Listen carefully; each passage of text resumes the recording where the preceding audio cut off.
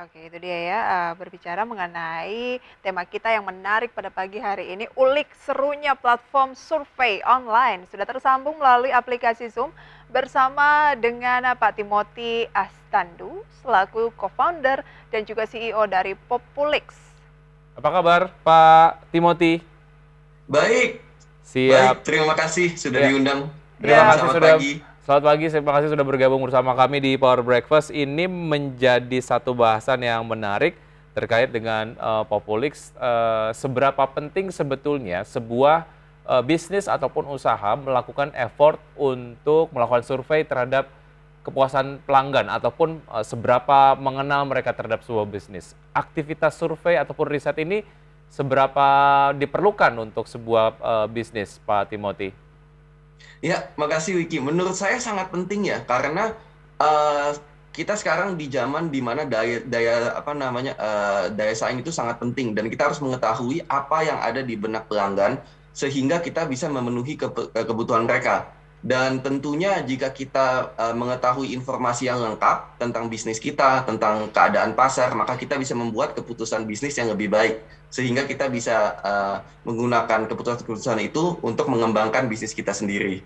Oke, Hmm. lantas apa yang Populix lakukan dalam hal ini?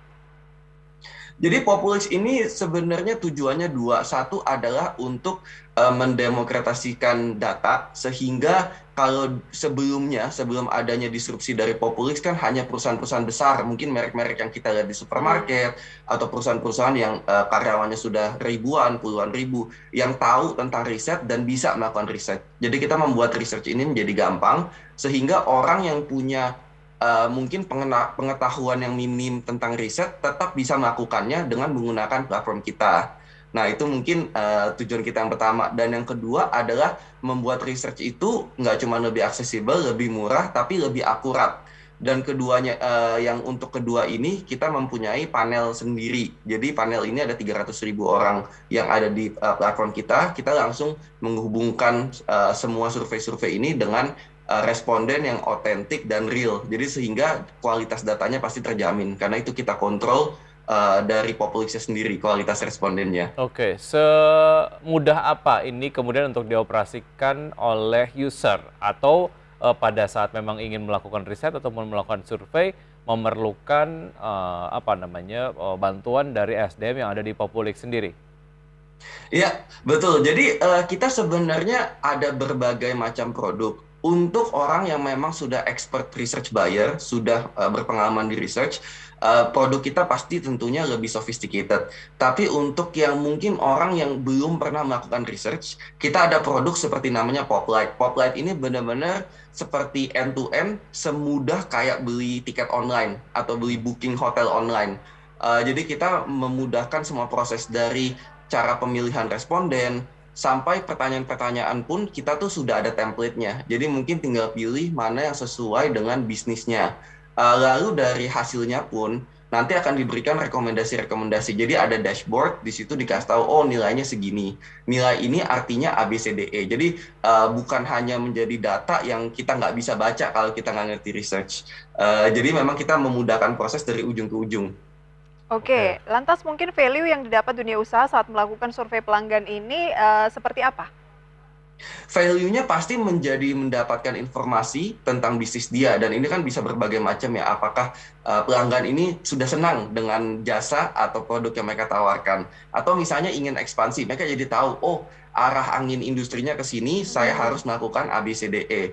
Dan dengan ini maka mereka bisa membuat keputusan yang pasti lebih baik untuk bisnisnya. Karena kan kalau dulu mungkin tanpa research ya kita tebak-tebakan atau menggunakan insting kita sebagai wira swastawan gitu. Tapi sekarang dengan adanya Populix ya kita bisa menggunakan data untuk membuat keputusan yang lebih baik. Oke, supaya lebih kuat alasannya untuk mengambil sebuah keputusan gitu ya, Pak Timothy ya. Oke, Betul, dan meminimalisir kesempatan gagal lah. oke.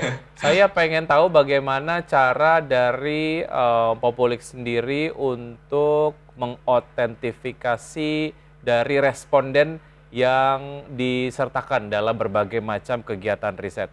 Nah, itu kan dalam sebuah aktivitas riset ataupun survei responden itu perlu begitu ya untuk kemudian betul-betul menggambarkan apa yang terjadi di lapangan, seberapa jauh brand kita dikenal oleh responden gitu. Nah, apa yang dilakukan untuk menjaga autentifikasi tersebut? Kemudian berarti ini adalah bukan AI ya, bukan teknologi base gitu untuk respondennya, berarti itu betul-betul orang asli. Iya, jadi memang kita tidak bisa mengubah opini responden. Itu yang penting kalau misalnya responden tidak suka dengan sebuah produk, ya kita harus menyampaikan itu ke perusahaan atau bisnis yang menggunakan jasa kita. Nah, yang kita bisa pastikan adalah responden ini otentik dan real, dan mereka fokus ketika menjawab pertanyaannya. Nah, Oke. disinilah teknologi dan AI-nya berperan. Jadi kita tuh Oke. punya algoritma di back end-nya, itu yang menentukan probabilitas responden ini menjawab dengan jujur atau enggak. Misalnya contoh yang paling gampang, dengan waktu yang mereka pakai untuk menyelesaikan sebuah survei atau jumlah klik, itu secara otomatis bisa dihitung. Dan kalau misalnya di luar dua standar deviasi dari apa yang kita rasa waktu yang tepat atau sesuai untuk mengerjakan survei itu, ya otomatis pasti jawabannya kurang bagus. Atau kita juga menggunakan machine learning ya untuk memprediksi apakah jawaban-jawaban mereka ini make sense. Jadi kan Oke. kita punya historisnya, mereka menjawab pertanyaan. Pasti ada jawaban yang lebih sesuai dan lebih nggak sesuai. Nah, dari semua ini responden itu mendapatkan skor. Nah, Baik. kita di Populix itu kita panggilnya pop score. Jadi kalau pop score-nya bagus, ya kita yakin ini otentik. Kalau misalnya nggak bagus, ya kemungkinan belum tentu otentik. Dan ketika mereka masuk Populix pun, kita ada beberapa KYC ya. Jadi kayak know your customer. Jadi mereka harus menginput informasi tentang diri mereka, yang pastinya kita juga double check to make sure beneran real dan tidak boleh multiple. Jadi satu orang pasti hanya punya satu akun. Oh, oke. Tetapi ya bukan rekayasa ya, karena kan mengingat tadi Mas Timothy sempat menyampaikan bahwa kalau nilainya tinggi bisa dilihat bahwa ini memang apa jawabannya tuh sungguh-sungguh gitu ya Wiki ya. Tapi kalau misalnya enggak, mungkin jawabannya juga tergesa-gesa gitu. Karena terkadang memang tidak bisa dipungkiri ketika mengisi sebuah survei Wiki ya, kita tuh terkadang agak nge-skip aja karena kadang tuh agak-agak banyak yang agak-agak malas Wiki. Kamu gitu nggak Betul. sih? Terkadang untuk Sometimes. mengisi riset ya, tapi memang Mm-mm. lagi ada waktu, ya kadang diisi saja. Oke, kita masih ada satu segmen, kita akan lanjutkan usaha jeda berikut ini. Pak Timothy tentu saja memperbincangkan yang lebih menarik lagi. Tetap bersama kami akan segera kembali. Oke, kembali di Kreatif dan kami masih berbincang bersama Pak Timothy Yastandu selaku co-founder dan juga CEO dari Populix. Oke, menarik sekali bagaimana Populix ini membantu untuk sebuah brand mensurvei konsumennya gitu ya. Nah, Populix ini lebih banyak bekerja sama dengan sektor yang seperti apa? Apakah food and beverage atau yang mana nih, Mas Timothy? Iya, jadi kalau misalnya dari kategori klien, sebenarnya kita bagi menjadi perusahaan yang sering beli research, jadi perusahaan besar, dan perusahaan yang pertama kali menggunakan research atau technology companies. Dari segi pembagian klien, 55% adalah klien yang besar, dan 45% adalah klien yang pertama kali beli research. Jadi itu memang menjadi bukti ya bahwa kita punya visi untuk mendemokratisasi data itu benar ada, bahwa ada pasar yang besar untuk orang pertama kali beli research. Kalau dari sektor industrinya, sebenarnya banyak banget ya. Kita tuh udah ada 64 industri yang kita layani. Tapi mungkin top 3-nya food and beverage benar satu, kedua adalah teknologi, dan ketiga adalah FMCG. Oke. Secara demografi dari respondennya sendiri itu seperti apa, Mas Timothy? Secara demografinya, karena kita punya responden yang banyak, sebenarnya cukup merepresentasikan demografi nasional. Cuman mungkin yang agak berbeda dari umur, karena kita berbasis teknologi, maka kita agak sedikit banyak responden yang Gen Z dan milenial, yang mungkin lebih peka terhadap teknologi. Oke. Oh, oke. Lantas randomkah gitu untuk respondennya atau gimana? Jadi untuk respondennya sendiri itu tergantung dari kebutuhan research. Ada kebutuhan research yang misalnya kita mau tahu sentimen pasar secara keseluruhan. Nah, itu kita akan menggunakan ya blast ke semua responden. Tapi ada beberapa kebutuhan yang memang akan menjadi sangat spesifik. Nah, disinilah kekuatan Populix karena kita punya responden yang banyak, kita bisa benar-benar menargetkan sesuai kebutuhan studi tersebut. Misalnya kalau kebutuhannya adalah untuk ibu-ibu rumah tangga yang menggunakan sabun cuci piring misalnya, kita bisa memfilter responden yang sesuai dengan kriteria tersebut. Jadi kriterianya itu kita bisa bagi berbagai macam. Kita bisa targetkan sesuai umur, sesuai jumlah keluarga, penghasilan, lifestyle, dan sebagainya. Saya masih penasaran nih, Pak Timothy dan juga Wiki ya, untuk misalnya menentukan target dari responden ini adalah generasi milenial, ini adalah ibu-ibu, bapak-bapak, itu ngelihat datanya gimana? Jadi untuk menentukan responden yang ideal itu sebenarnya tergantung dari pertanyaannya sebenarnya. Jadi kalau menggunakan Poplight yang misalnya tool kita untuk orang yang pertama kali menggunakan research, itu akan direkomendasikan langsung. Jadi misalnya studinya tentang ini, kita akan langsung rekomend A, B, C, D, E.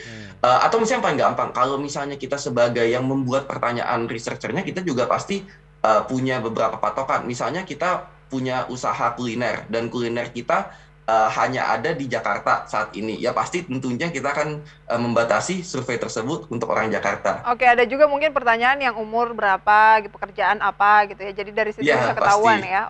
Oke. Ya, saya penasaran mengenai metode surveinya seperti apa dan seberapa tajam sasaran dari responden dan juga hasil yang dihasilkan dari sebuah riset yang dilakukan lah ya. Ya. Jadi karena kita perusahaan startup, perusahaan rintisan, pastinya kita mendorong pengumpulan data itu ke online ya. Jadi kan industri riset di Indonesia masih banyak yang offline. Contohnya kalau kita berbelanja di supermarket, kadang-kadang kita habis bayar ada yang menghampiri. Bagaimana pengalamannya belanja di supermarket ini? Jadi sebenarnya salah satu tujuan dari Populix juga adalah untuk membuat semua bentuk koleksi data maupun studi kualitatif, studi kuantitatif, dan sebagainya itu melalui aplikasi handphone kita. Jadi membuat transisi dari offline ke online. Oke. Lantas bagaimana dengan peluangnya ke depan mengingat sebuah brand, ini misalnya Wiki punya brand nih, kan Wiki bisa melakukan survei sendiri gitu tanpa harus bekerja sama dengan Populix. Nah, bagaimana menurut Anda kenapa harus bekerja sama dengan Populix?